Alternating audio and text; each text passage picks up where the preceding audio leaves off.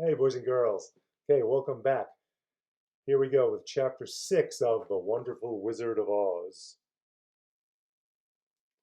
And this chapter is titled The Cowardly Lion. So let's see, the last two chapters, Dorothy met the Scarecrow 2 chapters ago, and the Tin Woodman last chapter. So this chapter, she meets her third friend, the Cowardly Lion. All this time, Dorothy and her companions had been walking through the thick woods.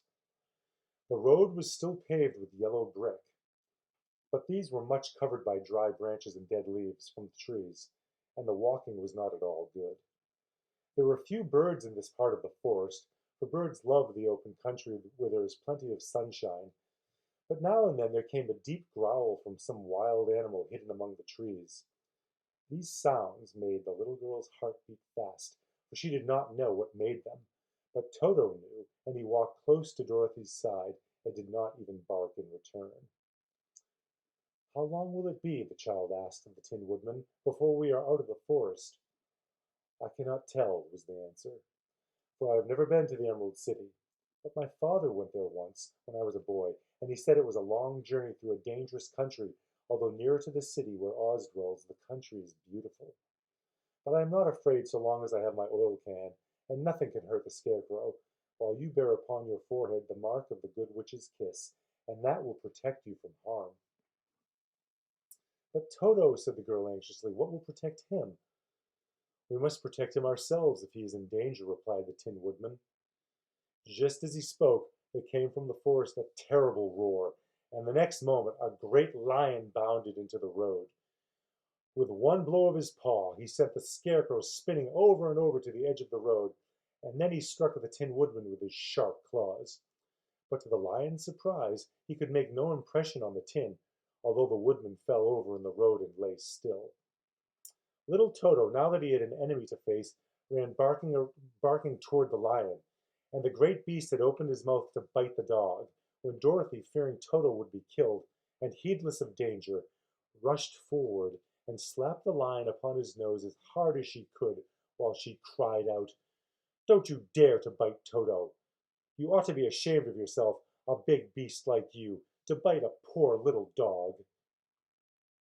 "I didn't bite him," said the lion as he rubbed his nose with his paw where Dorothy had hit it. "No, but you tried to," she retorted. "You're nothing but a big coward." "I know it," said the lion, hanging his head in shame. "I have always known it, but how can I help it?" "I don't know, I'm sure. To think of your striking a stuffed man like the poor Scarecrow." "Is he stuffed?" asked the lion in surprise, as he watched her pick up the Scarecrow and set him upon his feet, while she patted him into shape again. "Of course he's stuffed," replied Dorothy, who was still angry. "That's why he went over so easily," remarked the lion. "It astonished me to see him whirl around so. Is the other one stuffed also?" "No," said Dorothy, "he's made of tin," and she helped the Woodman up again. "That's why he nearly blunted my claws," said the lion. "When they scratched against the tin it made a cold shiver run down my back. What is that little animal you're so tender of?" "He is my dog, Toto," answered Dorothy. "Is he made of tin or stuffed?" asked the lion. "Neither. He's a a meat dog," said the girl. And here's a picture when Dorothy says, "You ought to be ashamed of yourself." And look at the lion rubbing his nose where Dorothy swatted him.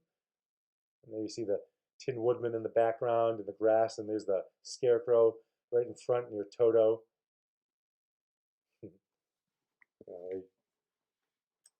Oh, he's a curious animal and seems remarkably small now that I look at him. No one would think of biting such a little thing except a coward like me," answered the lion sadly. "What makes you a coward?" "What makes you a coward?" asked Dorothy, looking at the great beast in wonder, for he was as big as a small horse. "It's a mystery," replied the lion. "I suppose I was born that way. All the other animals in the forest naturally expect me to be brave, for the lion is everywhere thought to be the king of beasts. I learned that if I roared very loudly, every living thing was frightened and got out of my way. Whenever I've met a man, I've been awfully scared, but I just roared at him, and he has always run away as fast as he could go. If the elephants and the tigers and the bears had ever tried to fight me, I should have run myself. I'm such a coward.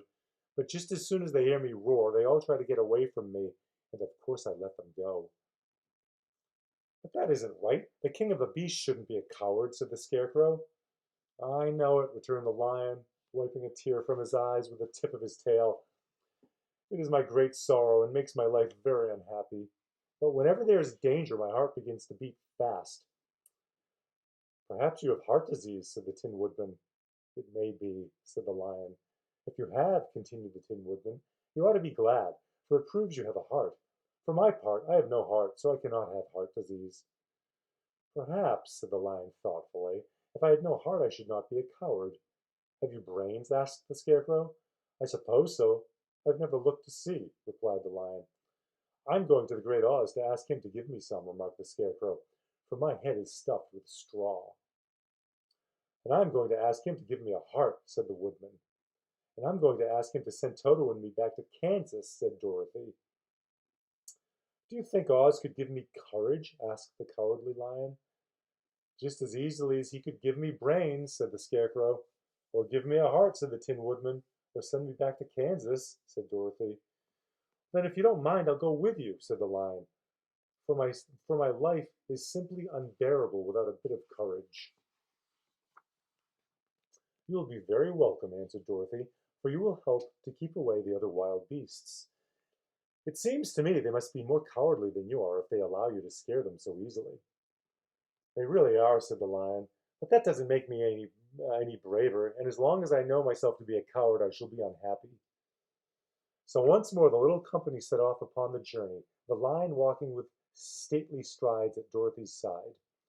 Toto did not approve this new comrade at first, for he could not forget how nearly he had been crushed between the lion's great jaws. But after a time he became more at ease, and presently Toto and the cowardly lion had grown to be good friends.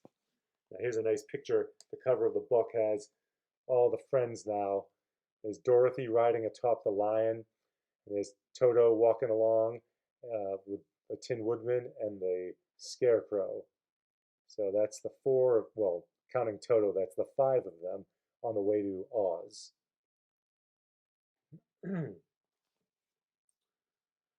During the rest of that day, there was no other adventure to mar the peace of their journey. Once, indeed, the Tin Woodman stepped upon a beetle that was crawling along the road and killed the poor little thing. This made the Tin Woodman very unhappy, for he was always careful not to hurt any living creature, and as he walked along he wept several tears of sorrow and regret. These tears ran slowly down his face and over the hinges of his jaw, and there they rusted. When Dorothy presently asked him a question, the Tin Woodman could not open his mouth, for his jaws were tightly rusted together. He became greatly frightened at this, and made many motions to Dorothy to relieve him, but she could not understand. The lion was also puzzled to know what was wrong. But the Scarecrow seized the oil can from Dorothy's basket and oiled the woodman's jaws, so that after a few moments he could talk as well as before. This will serve me a lesson, said he, to look where I step, for if I should kill another bug or beetle, I should surely cry again, and crying rusts my jaws so that I cannot speak. Therefore he walked very carefully with his eyes on the road, and when he saw a tiny ant toiling by he would step over it so as not to harm it. The Tin Woodman knew very well he had no heart, and therefore he took great care never to be cruel or unkind to anything. You people with hearts, he said, have something to guide you, and need never do wrong, but I have no heart, and so I must be very careful. When Oz gives me a heart, of course I needn't mind so much. So that's the end of chapter 6. But just a couple things I noticed. I think it's interesting. Neither Dorothy nor the lion knew what to do when the Tin Woodman couldn't speak. Only the Scarecrow, who says he doesn't have any brains, was smart enough to realize that his jaw had rusted, the Tin Woodman's jaw had rusted shut. And the Tin Woodman, when he stepped on that poor little beetle, he cried I don't think anybody without a heart would cry for stepping on a bug. Interesting. Anyway, hope you liked that chapter, and we'll see you next time. Okay, good night, boys and girls.